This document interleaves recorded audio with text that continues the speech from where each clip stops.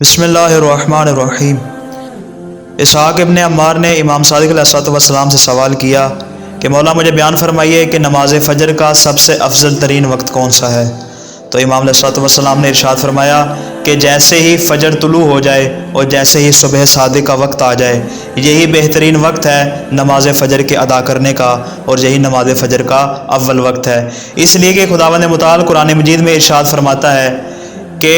فجر کا وقت وہ ہے کہ جس کی تلاوت مشہود ہے، یعنی فجر کا وقت ایسا وقت ہے کہ جس وقت دن کے ملائکہ بھی گواہی دیتے ہیں اور رات کے ملائکہ بھی گواہی دیتے ہیں۔ تو گویا کہ یہاں پر یہ کہا جا سکتا ہے کہ جو شخص نماز فجر کو اول وقت میں ادا کرے گا اور صبح صادق میں اس کو ادا کرے گا، گویا کہ اس کے لیے خدا کی طرف سے دو گواہیاں ہوں گی، ایک دن کے ملائکہ کی گواہی اس کے لیے ہوگی اور دوسری رات کے ملائکہ کی گواہی اس کے لیے ہوگی۔